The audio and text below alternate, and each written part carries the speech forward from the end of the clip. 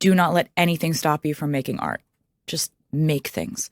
Do not get so caught up in this that it stops you from making art. Or if you need to, make art about this, but never stop making things. But I love right now, out there, we have amazing creators like Halsey. Like Halsey's an amazing writer, and she speaks up for what she cares about, and she's very vocal about things. Like when I bring in a song that I've written 100%, some producers will not, like nowadays, some producers will not produce something that they didn't have a co-write on. We really haven't figured out a way to compensate the creators. And that's something that I'm always going to be very vocal about until I feel like it's fixed. I definitely want to, when I write a song 100%, I want credit for that. And I think that's fair. And yet you're able to keep yourself distant from that scrutiny. How do you do that? I think after a while, you just realize that it's part of the job.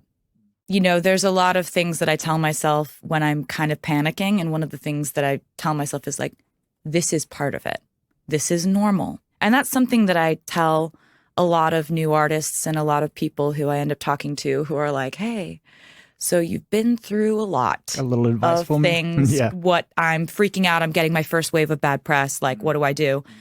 And I'm like, I needed to write that album, and I needed to put out that album, and I needed to not explain that album. Because another thing about that album was I knew if I did an interview about it, none of it would be about music.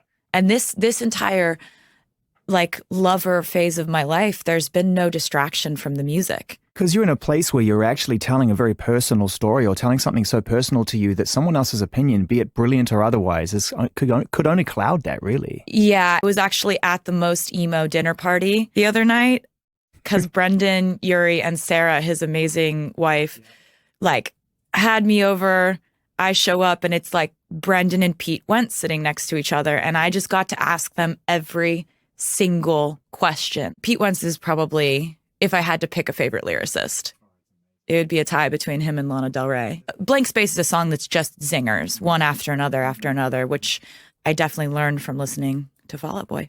Okay. And that's where we pause. I need to just spend a little time in behavioral studies for cats. So basically you go in, you watch these videos of cats, you watch them walking, you watch them sensing things, you learn facts about them anatomically, biologically, how do they sense things, how do they like, what's their gaze like, what's their like.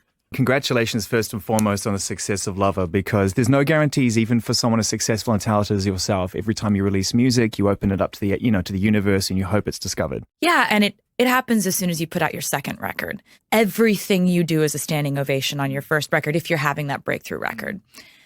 And then you put out your second body of work, and then you realize that everything you're putting out now is being compared to what they liked about your first record. But then you put out the third one, and then it's compared to the first two.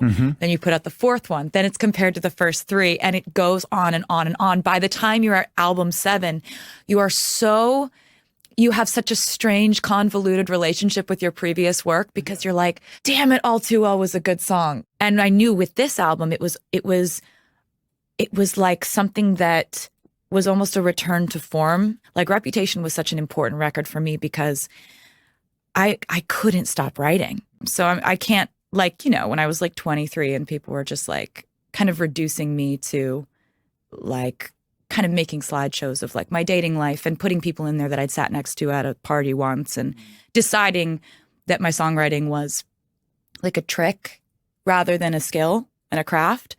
Kind of, it's a way to take a woman who's doing her job and succeeding at doing her job and making things, and it's in a way it's figuring out how to completely minimize that skill by taking something that everyone, in their darkest moments loves to do, which is to slut shame. And I don't think people understand how easy it is to infer that someone who's a female artist or a female in our industry is somehow doing something wrong by wanting love, wanting money, wanting success. Women are not allowed to want those things the way that men are allowed to want them. I really wanted to work with Tom Hooper. I know that he records live and he films and records your vocals live. It's such an interesting thing to me, and I wanted to see him work.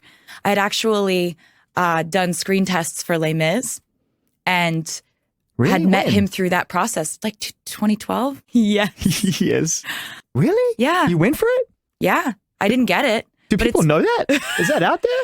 I mean, I think so, but it was such an amazing experience just doing the screen test. And I was obviously like, I'm not going to get this. And so basically when I was approached this time, it was a straight up offer. And then I started going in for rehearsals. And they have this behavioral studies class called CAT School that I was. Okay. And that's where we pause. I need to just spend a little time in behavioral studies for cats.